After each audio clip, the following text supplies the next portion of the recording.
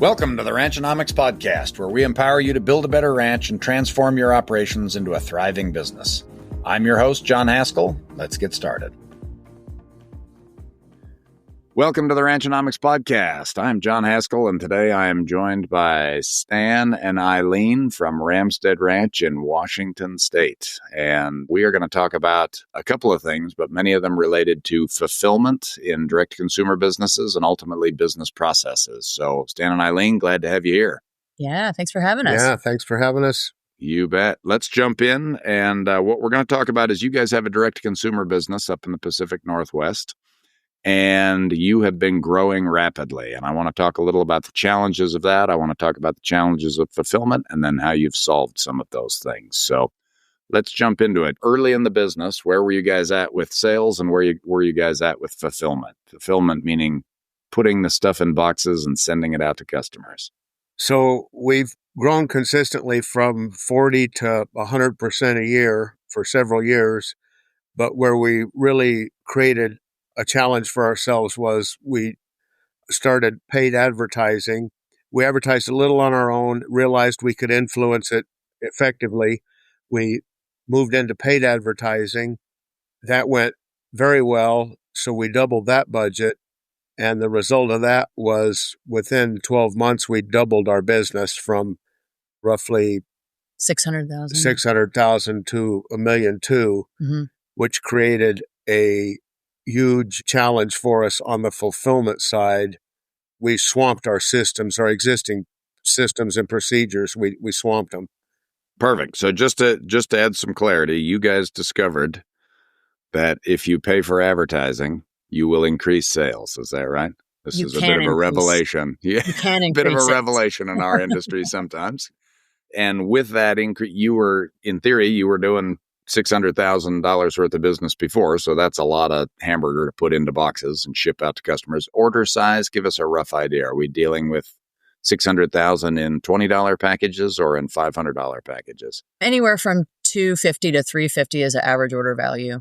Okay. So great. So that's a lot of packages, right? Mm-hmm. That's, yeah, excellent. And then you had a team working in you've got a freezer and kind of a warehouse deal, right? So you've got a team working to pack and load those boxes, get that shipped out to customers. On site to assemble orders. And I think maybe your question was what size are the meat packages? Yeah, anywhere from 1 pound packages to, a 3 pound roast. Okay. Yeah, we're not doing 600,000 in halves and wholes. That's correct. $8,000 at a time. We're doing it couple dozens to hundreds of dollars at a time. Okay, good. Just to make sure we understand the size. How many people did you have working in fulfillment? When we started this, it was 3. And then we did add a 4th person who was not just fulfillment, was also logistics and driving. Yeah. Okay. And did you guys also do fulfillment? In the beginning, I was doing too much fulfillment. By the end, I was able to move out of that position. Okay, great. So we added advertising. We doubled our revenue. Prices stayed about the same, order size stayed about the same, that sort of thing. So now you've got twice as many boxes. How many people do you have working in the warehouse and how much do they love paid advertising? Yeah, we'd swamped them. These are people with families, kids in sports. So they'd signed up for 7-8 hour days. And part-time in the week. And part-time, maybe 2 or 3 days a week like that. And they were working 11 and a half, we pulled a couple of examples, 11 and a half, 10 and a half hour days here till from 4 to 7 or 8 at night. They start at 6, coming to us and saying, hey, we this is more than we signed up for. We need to make some changes. This is interfering with our families and this is not working. And we were excited from the sales side thinking we can do that again. And they were like, we can't handle one more evolution of this. We don't want any more sales at all. Another doubling doesn't sound fun, huh? Yeah. Yeah, they're maxed out at 40 boxes. And we're going, all right, 60's coming, 80's coming, 100's coming. And they're like, they're getting stressed. I hate you. Stop running the ads. Mm-hmm. Yeah. Okay, good. They can't envision getting any busier. Mm-hmm. So at that point, we realized that with the effectiveness on our sales side, we needed not just an adjustment or two, we needed a paradigm shift in our fulfillment side of our business. We were going to have a total revamp of a new way to do it. So what did you choose to do? How does that happen? I mean, it seems like to me it's pretty simple. You get orders out, you put them in boxes, you put stamps on it or a shipping label, and you send it out the door. Like, how can you improve on that process? Yeah, so kind of somewhat coincidentally in the scheme of things, Stan had been introduced to an operating system called Scrum Agile, and it was something that he'd learned, call it January of 2023 rather. He was introduced to that and brought it home, and we started implementing it in our C-suite. So we're practicing it together. Another team member on the C-suite executive team level are learning how to implement this Scrum system. And we had several months of practice beforehand until this pinch point came in about September of 2023. And it was like, this is the perfect time to transition Scrum and introduce this system to the rest of our team and really attack this issue, this pinch point in our fulfillment center. Yeah, so I met this guy that had a lot of credentials and had a lot of business success. So he had legitimacy in my mind, but we still, had a lot of doubt and wanted to prove it to ourselves. So we started this system in the C-suite. We worked it with position descriptions. We worked it with our maintenance schedule. Before we started it, like any ranch, we had deferred maintenance everywhere. We had proven to ourselves that with this system, we were totally on top of maintenance. We had no deferred maintenance. We were down to tractor buckets getting greased every 8-10 hours. I mean, the little stuff that's easy to let slide was totally up to date. Everything was done. So we were basically training ourselves how to run Scrum as an executive team. And once we were confident that this isn't a shiny distraction, this is a system that is proving results for ourselves, we're confident we have learned it. We can now take it to our fulfillment team and enroll them in, here's how we can operate Scrum together to reduce this friction point and be successful. Awesome. Well, it was a little bit kind of lucky the sequence of events. We've since spent a lot of time studying Scrum. We're still studying it and realize that it can not be effective from either end.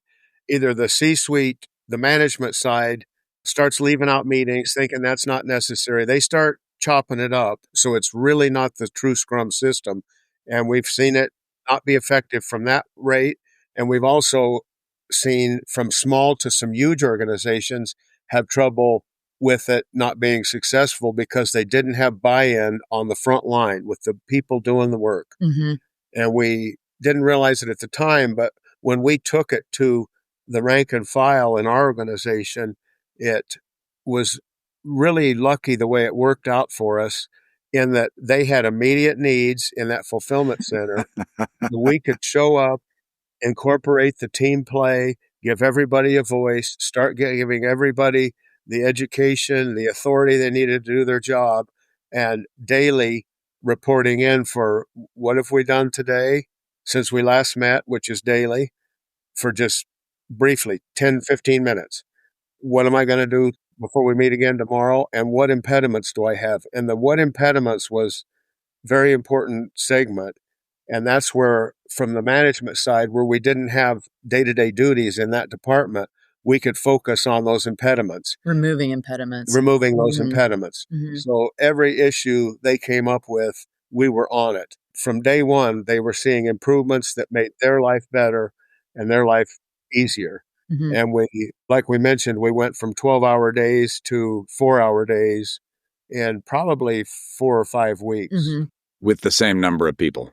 With the same number of people. Same number of people, yeah. Yeah. So you were fulfilling twice the number of orders in half the time.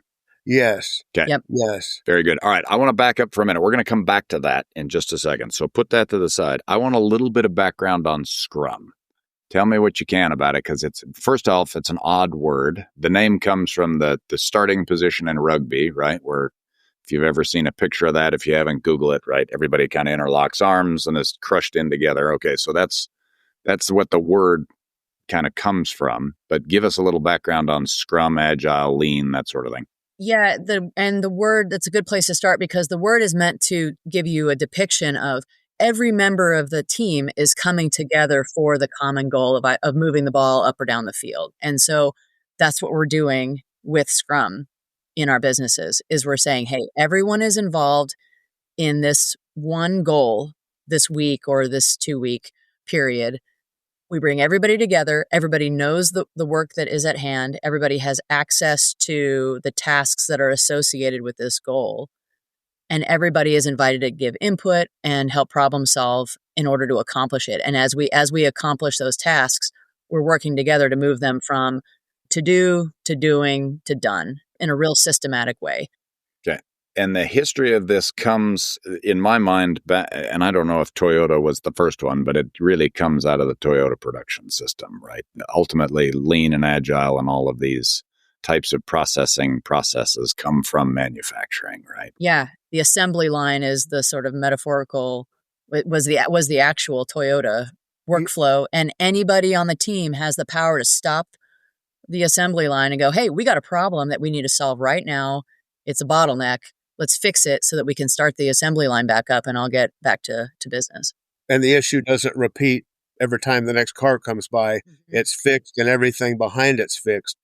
And a lot of this came out, also was really perfected in the computer software business, which was notorious for being over budget and over time by big numbers. Yeah. And part of the system is it incorporates minimum viable products. So you're delivering little increments all the time, testing them, seeing if they work. If they're not working, you're backing up within a day or two and trying the next increment, but it's putting something demonstratable in front of your system, in front of your team all the time. The team's continually producing effective results, or, hey, that didn't work as well as we wanted it to. Let's back up. But we did learn this. Let's incorporate that and try, a notch over and see if that is effective for us. Yeah. So what that looks like, nuts and bolts, for a ranch like ours is we design sprints. And a sprint is a defined timeline. And in our case, we do 1-week sprints because we like to repeat quickly over and over. That's just the pace that we have found. That's the rhythm that works for us. So we define a 1-week sprint. Within that sprint, we have one sprint goal and just one, so that we're focused and laser on that goal. And we have daily meetings where it's a stand-up 15-minute meeting. We keep it brief, where everybody has the opportunity to say, here's what I've done to contribute to the success of the sprint. Here's what I plan to do by tomorrow's meeting. And what are my implements? So that was what impediments, not implements. What are my impediments? That's what Stan was just talking about. So that's daily. Everybody who's at work attends. And then weekly, we stop at the end of the sprint. We stop and we look back and go and have a review. Did we accomplish our goal? We have a retrospective that asks, how did we work together as a team? How did the sprint function? What derailed us or what made things better? And then we look ahead and go, okay, this is our planning for next week. What is our goal together? Great. Okay. We've got a backlog of all our things we want to accomplish. So some of them are business as usual. Some of them are things we want to try. And at that retrospective meeting once a week, we take a look at our backlog, make sure it's prioritized, and things that come up in the week may shuffle the priority a little, that sort of thing. But it keeps us very organized. It keeps everybody in the loop, and it gives everybody a voice.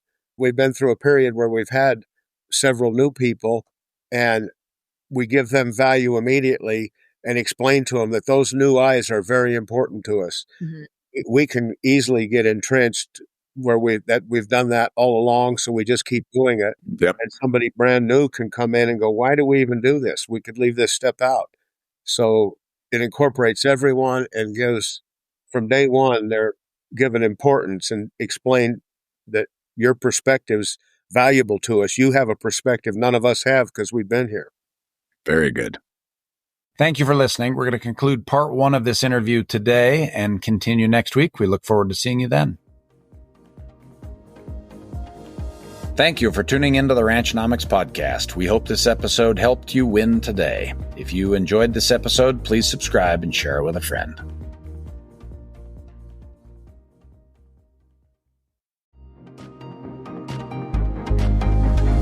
Do you know somebody that's wrestling with serious medical issues and all the expenses that go with it? If so, go to hiscavvyfoundation.com, Cavvy spelled Cavvy, apply or nominate them for assistance from the foundation, where we help people in the ranching business get through those things together.